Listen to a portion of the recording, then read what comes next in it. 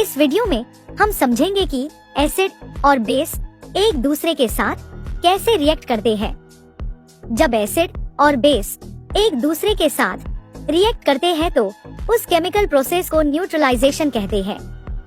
इस रिएक्शन में एसिड की एसिडिक प्रॉपर्टीज और बेस की बेसिक प्रॉपर्टीज न्यूट्रलाइज होकर वाटर और सॉल्ट का फॉर्मेशन करता है।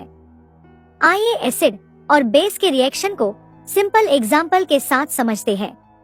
Acid base reaction. जब एसिड बेस के साथ कंबाइन करता है तो वाटर और सॉल्ट बनता है। एसिड और बेस के बीच में होने वाले रिएक्शन के लिए एक जनरल केमिकल इक्वेशन है। यहाँ H+ आयन एसिड के हाइड्रोजन आयन को रिप्रेजेंट करता है। OH आयन बेस के हाइड्रोक्साइड आयन को रिप्रेजेंट करता है और Na बेस के पॉजिटिव आयन को रिप्रेजेंट करता है, जबकि Cl एसिड के नेगेटिव आयन को रिप्रेजेंट करता है। ये रिएक्शन 3 स्टेप में होते हैं। 1. Ionization and dissociation. 2. Neutralization process. 3. Product formation. आइए इन सभी स्टेप्स को वन बाय वन समझते हैं। 1. Ionization and dissociation. Aqueous solution में एसिड आयोनाइज होकर हाइड्रोजन आयन H+ प्रोड्यूस करता है, जबकि बेस डिसोसिएट होकर हाइड्रोक्साइड आयन OH प्रोड्यूस करता है।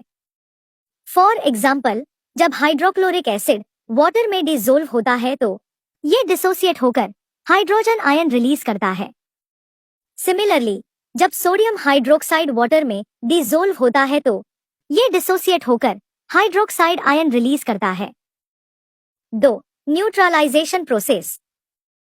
इस न्यूट्रलाइजेशन प्रोसेस में एसिड से हाइड्रोजन आयन बेस के हाइड्रोक्साइड आयन के साथ रिएक्ट होकर वाटर फॉर्म करता है, जबकि एसिड और बेस के बचे हुए आयन कंबाइन होकर सॉल्ट फॉर्म करता है।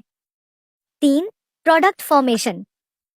न्यूट्रलाइजेशन रिएक्शन में सॉल्ट रिजल्टिंग प्रोडक्ट है जो बेस के कैटायन और एसिड के एनायन से बना है।